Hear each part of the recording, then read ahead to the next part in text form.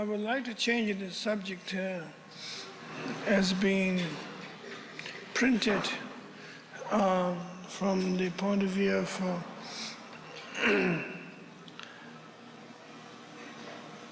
meditation practice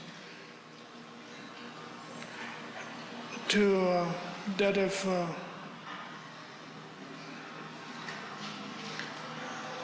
Zen training to Tibetan Buddhist training of meditation practice.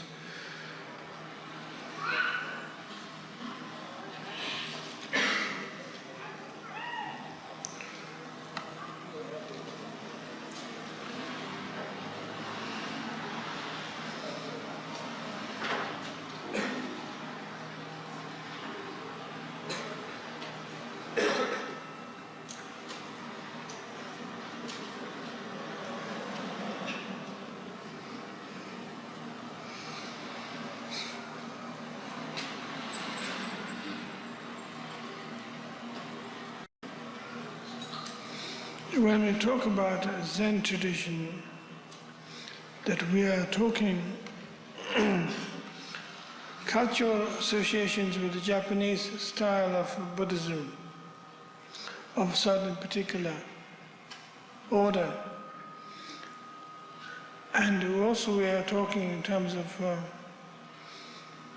certain disciplines which are shamatha meditation inspired.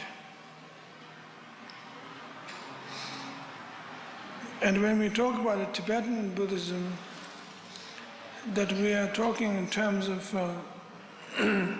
basic trainings that might come through in the Thriyana principle, the Hinayana, the Mahayana, and the Vajrayana principle. But I think if you look at it very closely, that there is no dichotomy, no problems at all.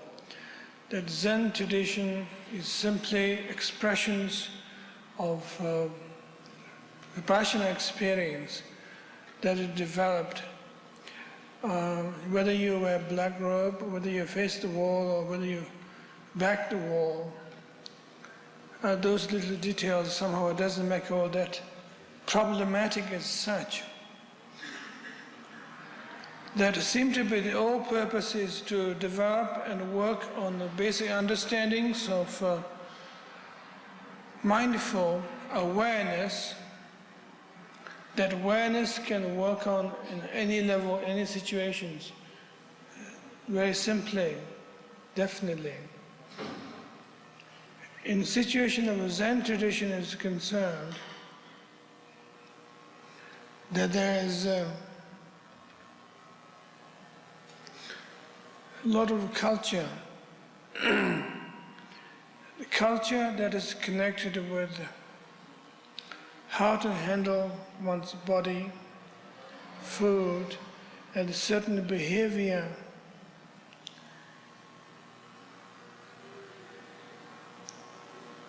And a certain rigid commitment. In the case of Vajrayanas, or for that matter, that of the Mahayana's point of view of Tibetan Buddhism, for that matter, the Hinayana point of view of Tibetan Buddhism is concerned, that practice consists of a sense of less work of art, less ceremony, and more commitment. The message of commitment does not have to come from that point of view, particularly how you graciously, ceremoniously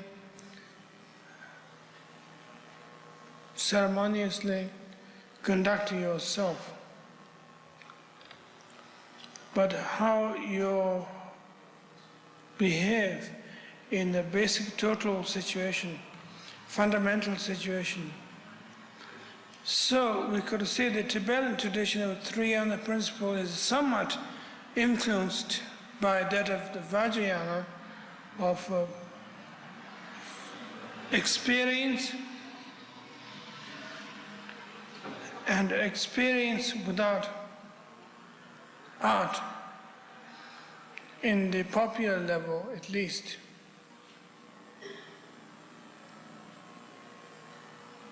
Which means very subtle art at the same time.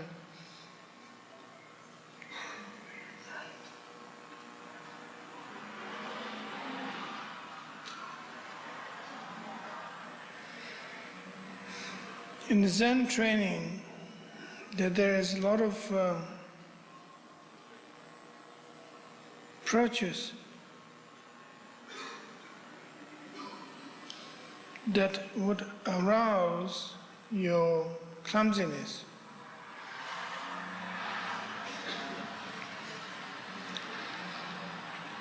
That when you begin to see through your clumsiness, you become a good Zen student. Either you sit clumsily, you walk clumsily, you conduct your whole basic behavior very clumsy level, eat for that matter clumsily, sweep,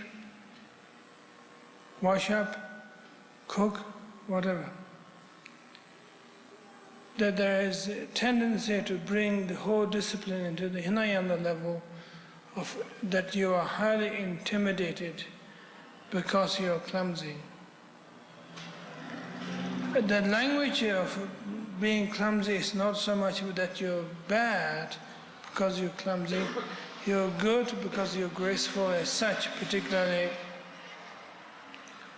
But the language, basic language is that because this is the case with you,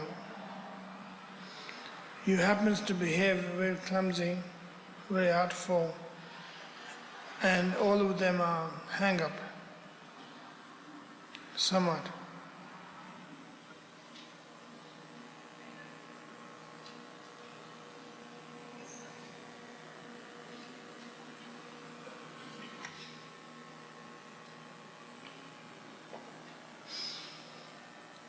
In the Tibetan style of practice of meditation is concerned, that there was not particular big deals made on how you conduct yourself as far as culturally artful.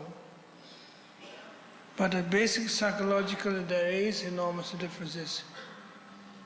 The transparency of the culture, how you behave fundamentally, artful or clumsy or whatever, that there is some background of some kind is taking place. Fundamentally.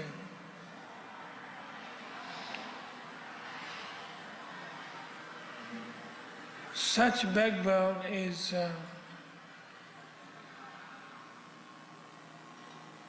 necessary and important.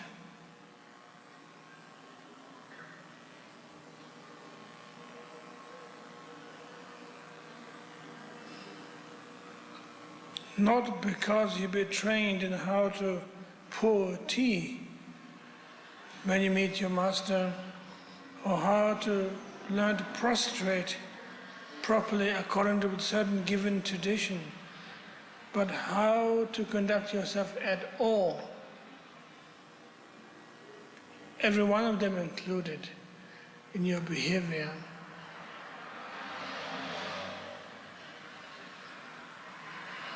Whether you've been trained in the Christian tradition or Jewish tradition, Islamic tradition or whatever, you bring your piece of culture with you in any case. But if you inspire to work with the Buddhist tradition, particular behavior of sanity, that is not called for, that you should become traditionalistic of something or other, but you should be sane as you come in and approach and work with your master. Even though you might be completely freaked out and completely in contact with the reality, but still there should be some languages involved.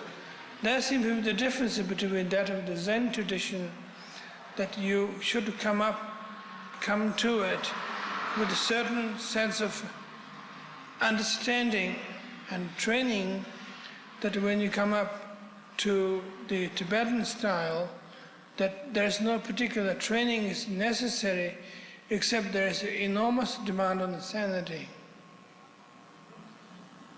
So in some sense, both traditions work towards that basic sense of sanity, which seems to be necessary.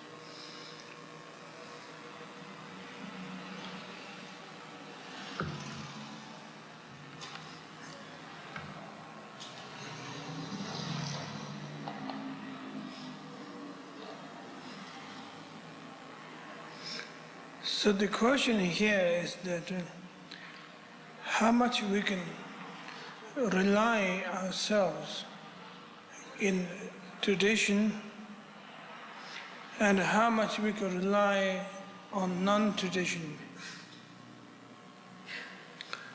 As you come into the practice, into the path,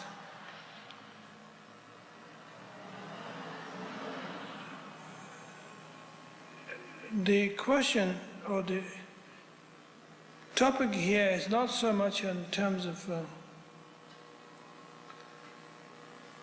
you should be completely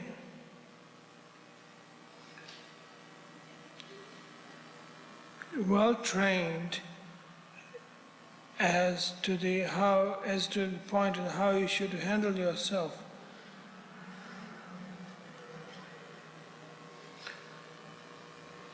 And that might make ourselves in the level of a tourism.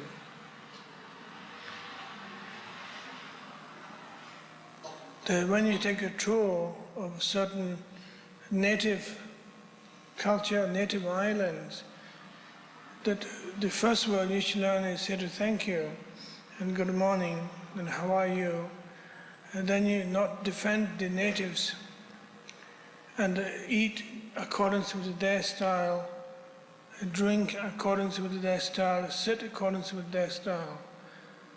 And there is a lot of this crash course taking place all the time, all over the place, particularly in the Western Hemisphere, that when you go to a new country, how you should conduct yourself. And particularly a lot of very powerful business people are getting into a crash course.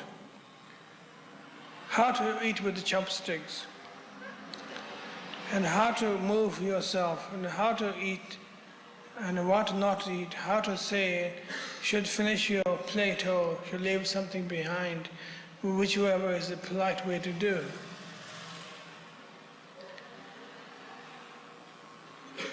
So the point here is that when you come to a spiritual master, you don't come out with having crash course on something how to handle guru.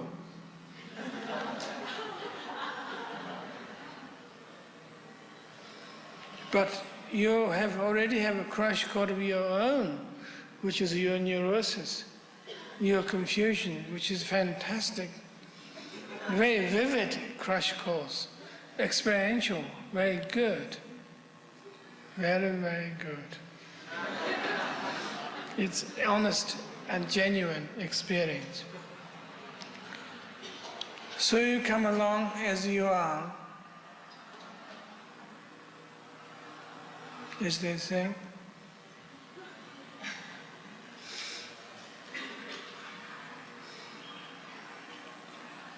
and you begin to experience some reality, roughly speaking, some kind of reality. One never knows which point of view that might be, but some kind of reality, some sense of somethingness. In a lot of people's cases, some sense of nothingness, some sense of too muchness, but basically speaking, some sense of somethingness takes place. There's some ground is taking place for you to work your way, experience yourself. Whether you are approaching the Zen tradition or the Tibetan style or the Hindu style, Islamic style, whatever, it doesn't really matter. That there is some sense of experience taking place. True experience, genuine experience. Once you enter into that particular realm of being teacher, relating with the teacher and being student, then there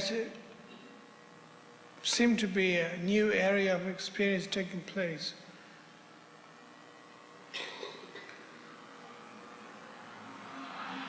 Now you entered into this particular setup, particular situation. You might feel uncomfortable or good.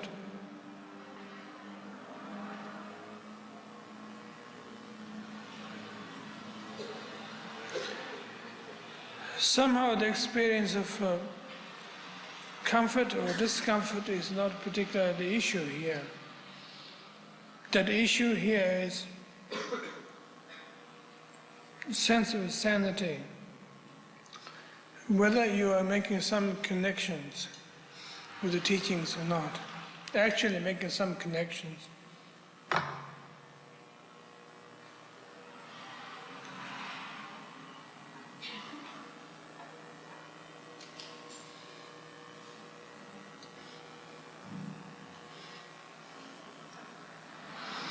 You can make all kinds of connections.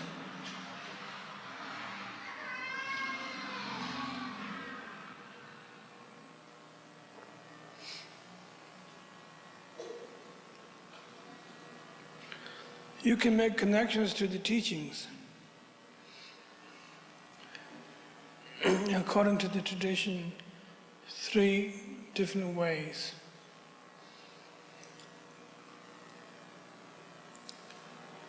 You can make connections to the teaching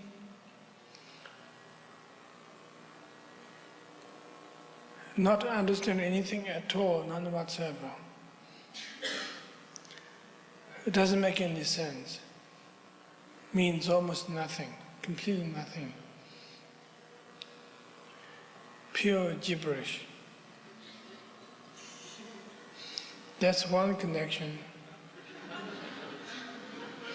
which bewilders our mind and somewhat makes us think twice, but still one never knows why you are thinking twice at all. And the whole thing is purely gibberish and no comprehension, no understanding at all whatsoever. And then second type of connection is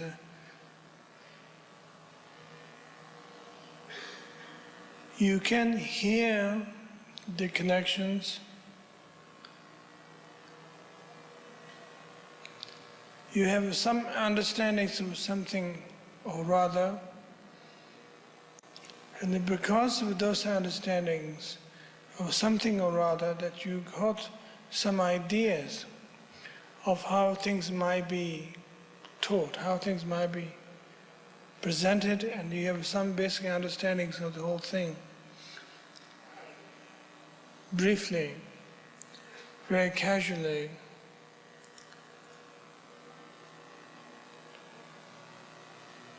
and you probably know what does mean by good in terms of the teachings, what does mean by bad in terms of teachings, what the teachings have to present to you. but whole thing is completely upside down, that you misunderstood the whole thing. When the teaching says good, you understood as bad. The teaching says it's bad, you understood as good. That is completely lopsided, to say the least. And a complete misunderstanding.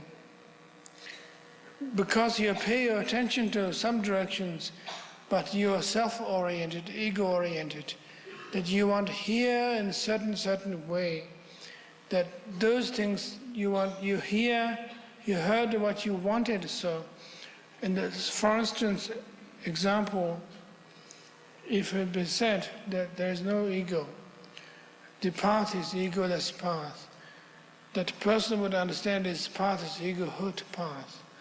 You should build your ego.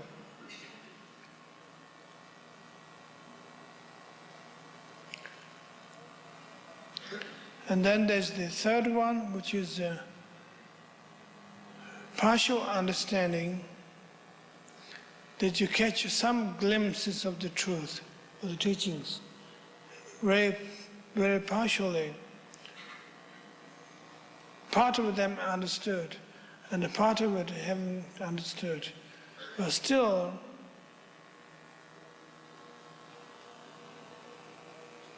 there's some sense of guidelines taking place.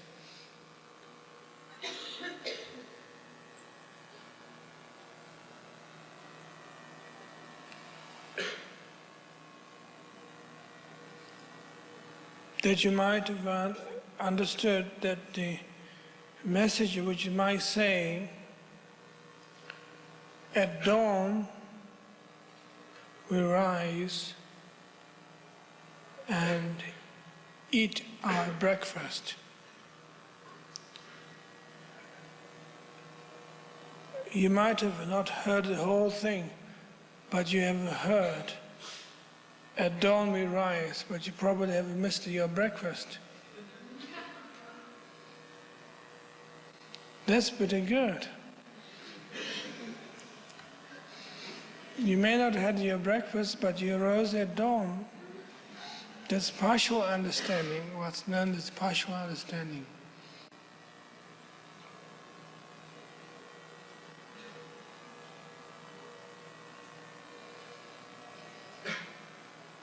And the reason why those understandings, those processes are being covered by all kinds of obstacles are because thickness on the one side, spiritual materialism.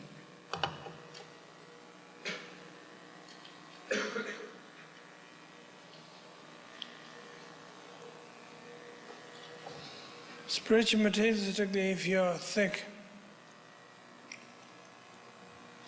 stupid, then one begin to think everything good is for the, on behalf of goodness. But not knowing that some goods are good and some goods are bad.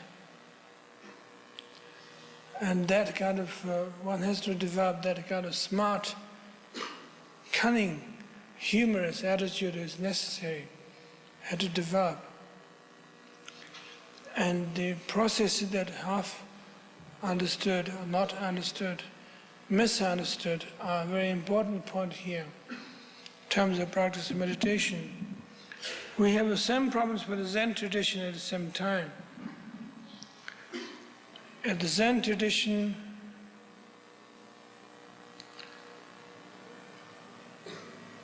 people are raised in appreciation of things as they are. You have a training of Oroyoki, how to eat properly in Zendo, unfolding your scarf, napkin rather, and dealing with the 3 bowls, and everything's been trained for you. Wash up and folding back, Oroyoki training. The Zendo, and how to practice walking meditation, sitting meditation, and everything, being precisely trained. But then you will be also the subject of those three principles.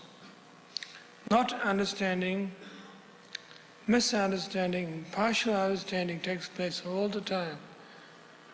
I'm sure we are doing something right now here, in this hall.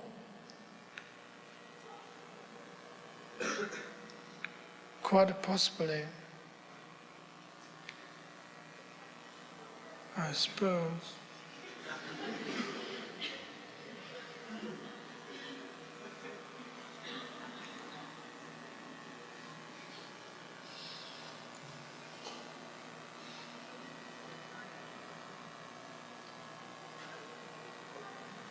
In the Zen tradition, when we talk about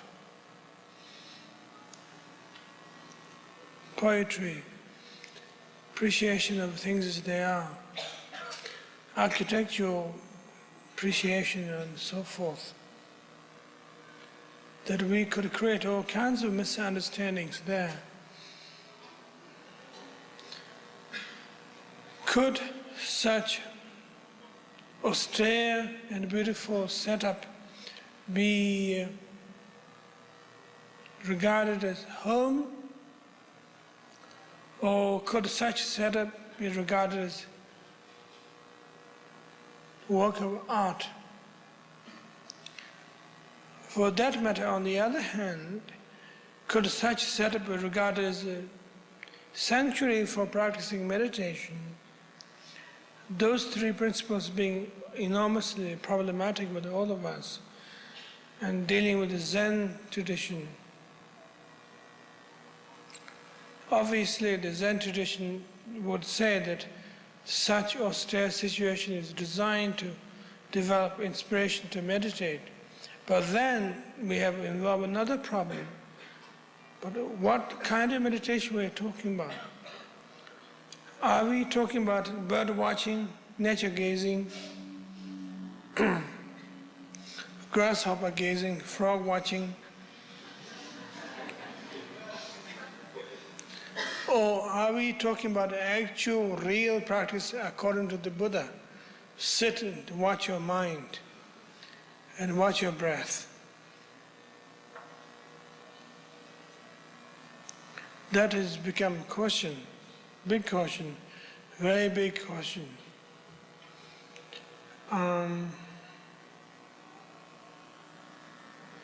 We have a lot of poets in this country alone, a lot of artists, musicians are involved with Zen, so to speak Zen, the Zen, with the capital Z. And feels very safe, and feels that you can't be criticized since you've been doing Zen. It's very safe, and if you criticize, that's also Zen. And you can always get away. If I'm doing Zen, okay, I'm doing Zen. And how you do Zen? If you can't answer that person, how you doing Zen? I will say, I'm just doing Zen. And Zen doesn't have explanations. Okay. You feel stupid that you ask a question. A close shave, but still you got to get away with it.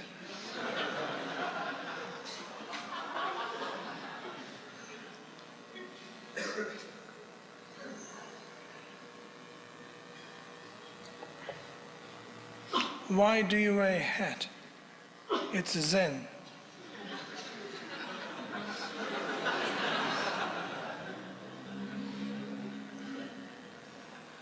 Why do you wear only one shoes? It's Zen.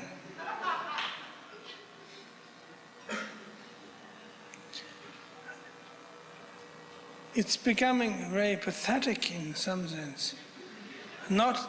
I wouldn't say it's amusing, actually. It's very pathetic that we have to lower down that level of Zen as being just ape instinct, which hadn't got a duality together.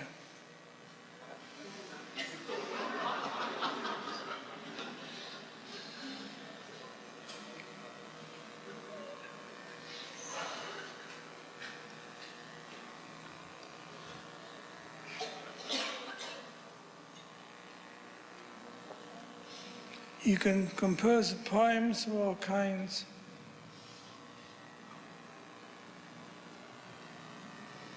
My right knee hurts.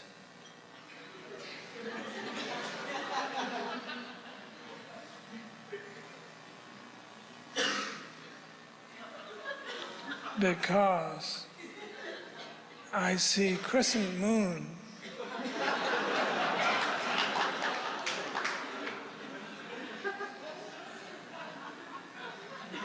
Who cares?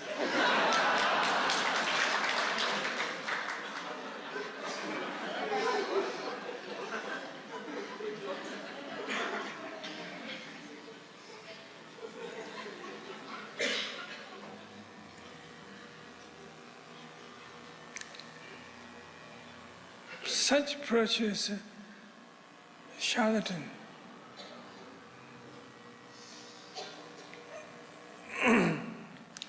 You can make anything out of nothingness because nothingness is your perception, your saving grace. But then you have to present some kind of dichotomy to make sure that what you said is okay because of nothingness, because of somethingness.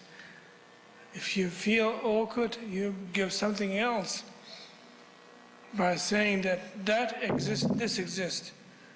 And therefore, that is meaningless, which is the usual trick in the composing poetry. Would say that a tree is a tree, a rock is a rock,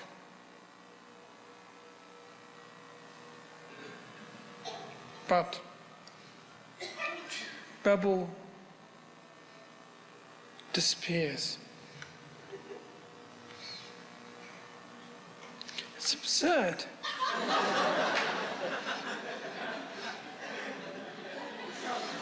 What you trying to say?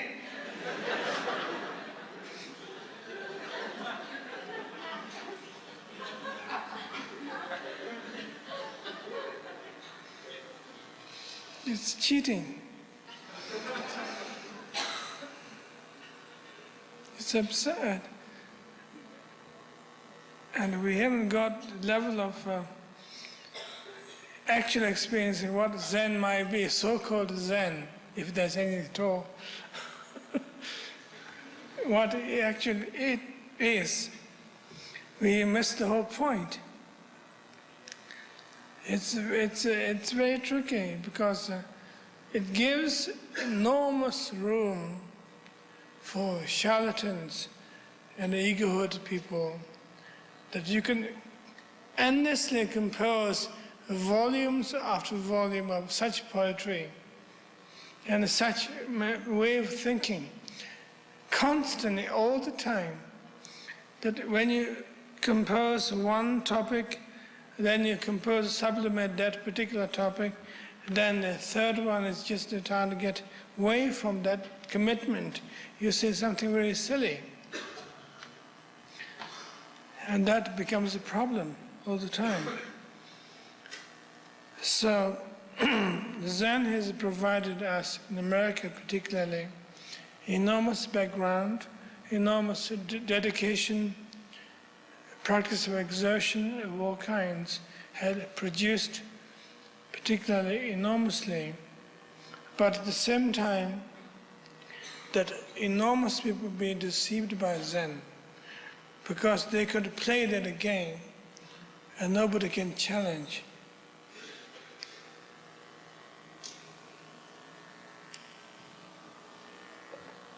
And you people appreciated such charlatan poetry.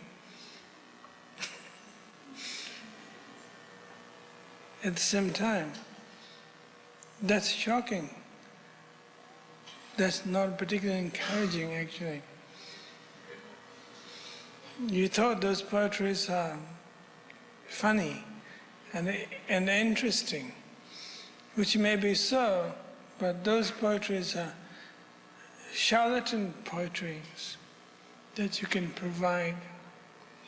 It's shy away from reality, that you provide something You have first thought and you have second thought, then you try to make smooth out with both of those. Those are the process that it goes on.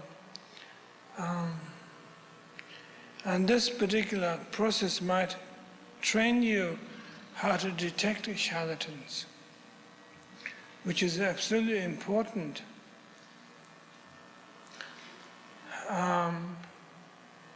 People use Zen ideas to be charlatan, they get away. In fact, they produce enormous, beautiful wisdoms. They make it. They help people, but fundamentally they fail because they failed in themselves. That's become a problem. I think the whole point here about Zen and actual practice of meditation, we don't want to particularly call it a Tibetan style as such, but just basic Buddhist sitting practice of meditation. That we are not involved with that particular work of art, comparing the positive, negative, coming conclusion of something or other. That we are talking about it purely in terms of simplicity, and simply that sitting practice of meditation is involved with just it, breath, sitting. Doesn't matter what cushion you sit on. It doesn't matter what environment you are at. Simply one just does it. Simply one just does it. I work with one's neurosis.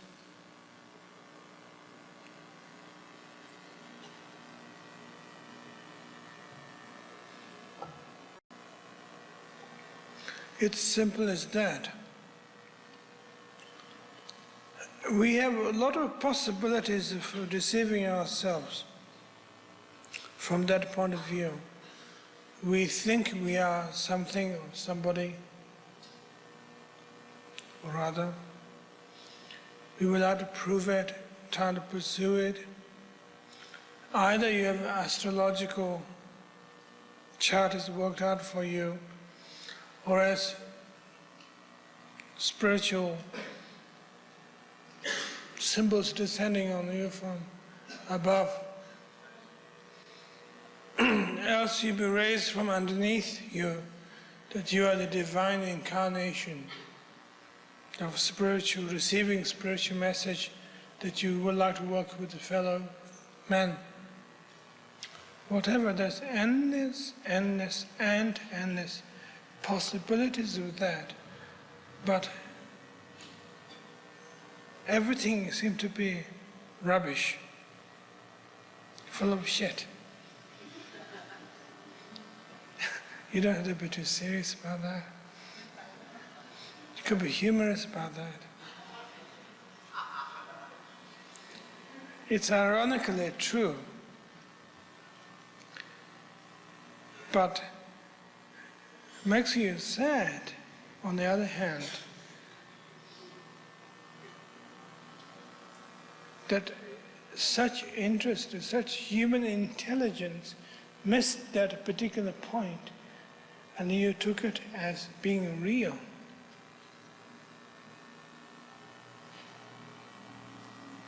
It's very sad. It's devastatingly sad. We could weep and we could weep and weep, years and years and years.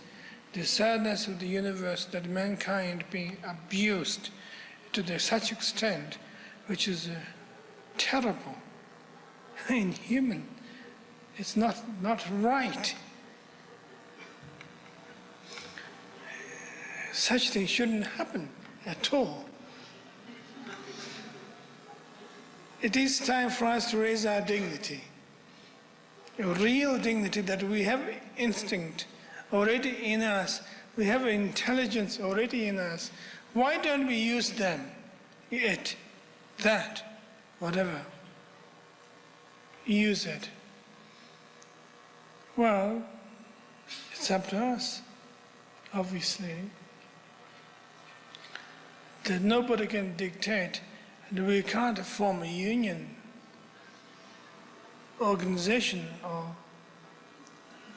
mankind's lib. That's been done already. And somehow it becomes a small organization already. There's no point in doing that. Defeats its purpose already. So you have to raise some kind of consciousness. And particularly the question that raises that at the beginning, talking about Zen and the basic meditation practice, which is a very important point for you to understand, that how we could work, how we could take pride in the human existence of their egohood or their egolessness, whatever. Excuse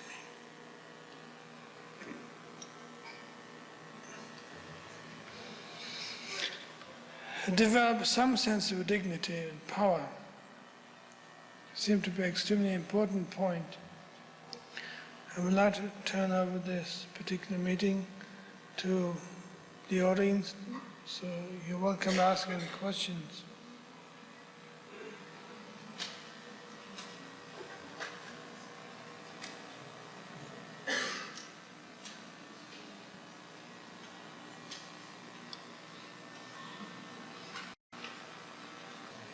Could you speak some more about what you mean when you say basic sanity? It's very basic. It doesn't need any reference point of view. It is self-spoken already by itself. That there's no questions involved. That you see things truly and fully as things that they are. Directly, simply. There's no point, there's no need for a reference point. And simply seeing things as they are, very clearly. You hear them, you see them, you feel them, you smell them, as a very simple situation.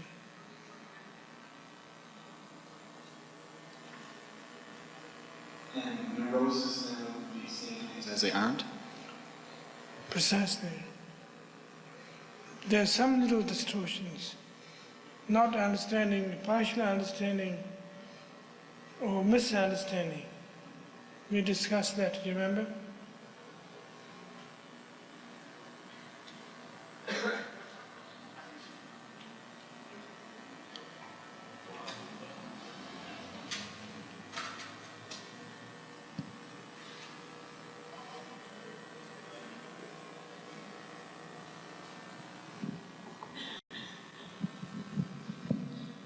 When you were speaking of poetry, were you talking about the Japanese haiku?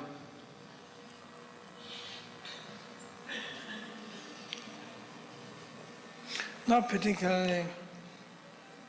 Just simple poetry.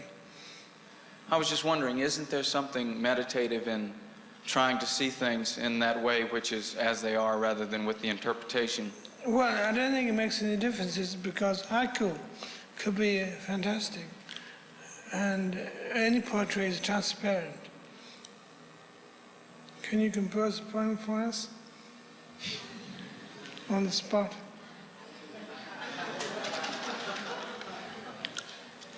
The Tibetan man waving his metal object smiles in our eyes.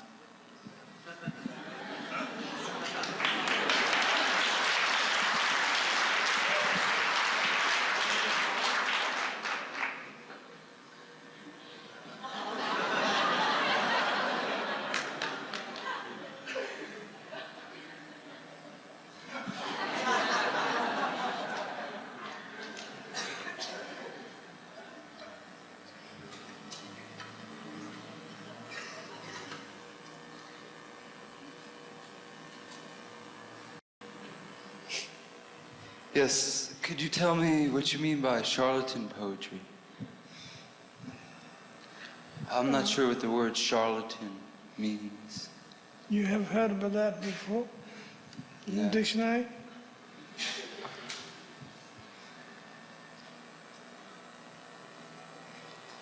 Well, a charlatan is somebody who plays a game that pretend to be something else. Either guru teacher, leader, or whatever. But at this point, charlatan is, spiritually speaking, that a person abuses the other people's energy, not knowing where he is at himself, but hoping that he could find some guidance by abusing other people's energy. And finding that, hopefully, that he could find his way through. Consequently, hurting a lot of people, destroying a lot of people's life and intelligence at the same time.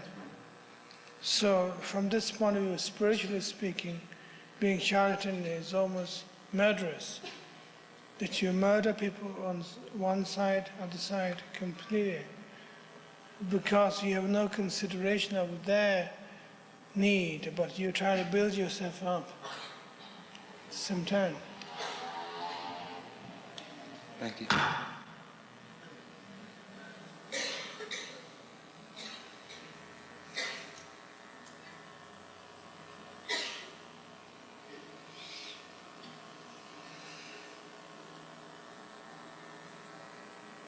In white.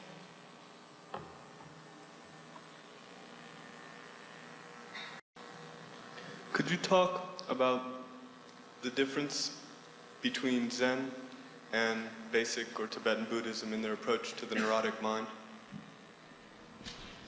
At that point, it's exactly the same approach. I mean, that's why there's a common goal, common interest between Zen and the Tibetan approach.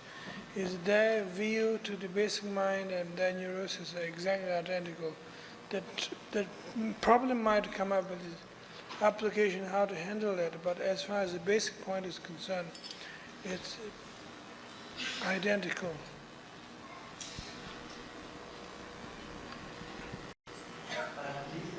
Feel that John Cage is a charlatan?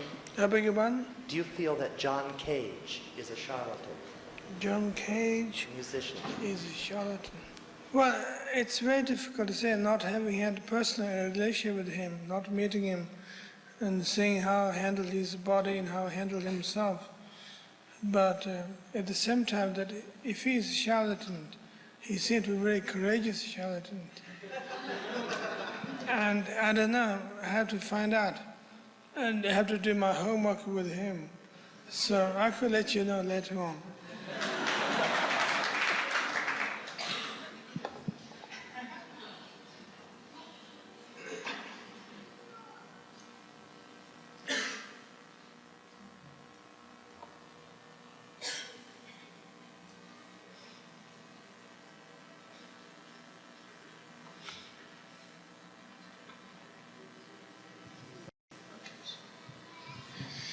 Do you think this whole problem with charlatans is, well, isn't this sort of magnified by the fact that we don't have an American tradition yet in Buddhism, and that when we cease to have Japanese or Chinese or Tibetan grafted on, but when we do have American, that the problem will become much less? Well, that's true. It's much easier to become charlatan of foreign culture because half of people doesn't know what you're doing. And you begin to say something, and you begin to accept the whole thing. Whereas if you're American charlatan or Christian charlatan, which is easily detected, you have to be true to what you're saying. That seems to become a problematic situation. I'm afraid. You're right. The mysteriousness makes you charlatan. Possibilities being charlatan. That is the problem, actually.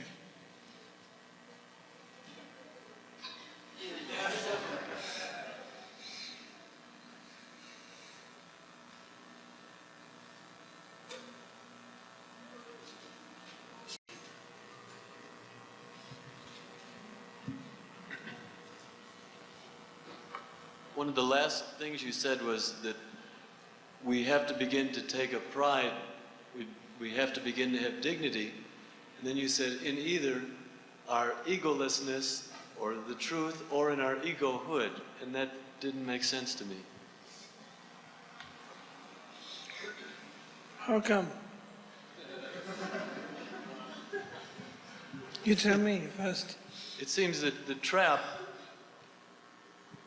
there's a false pride or false dignity in your ego, in the I amness, which seems to just build more and more egohood, rudrahood. True. So what's the value of taking pride in that without proper discrimination?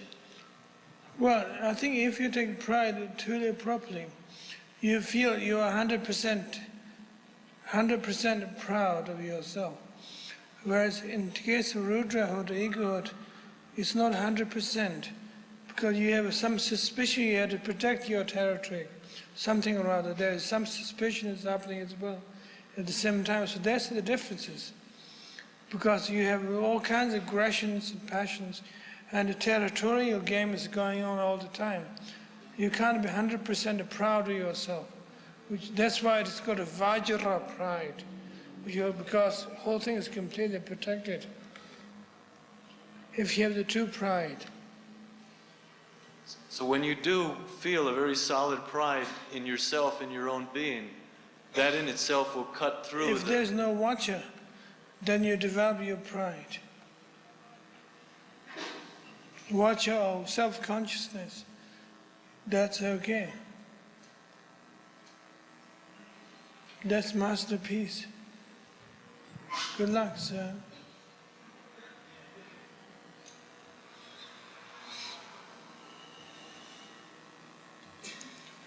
I would like to ask people to compose poems. Particularly, I seem to be appropriate tonight that if you'd like to, you raise your hand. Well, why don't you compose a poem? Can you give the microphone to him?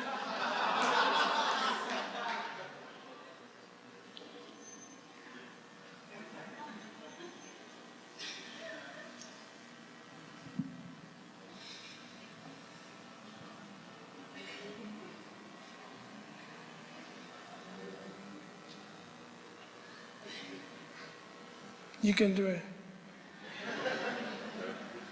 I'll stand up and do it. Sweaty feeling doesn't help your mind to work through the emptiness. That's not bad. That's pretty good, actually. That's fantastic.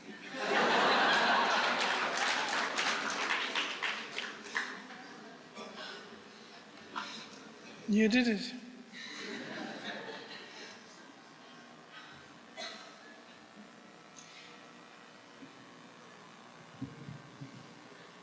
I'm an American Buddhist. I wish I knew what that was. How what? I wish I knew what that was. American Buddhists? Like you.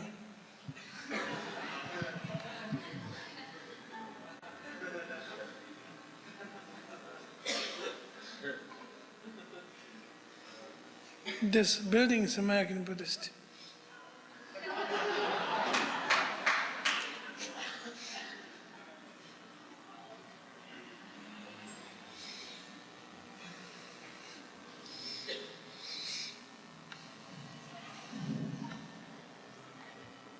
You are the radiant sun, without whose rays the diamond doesn't shine. If you say so.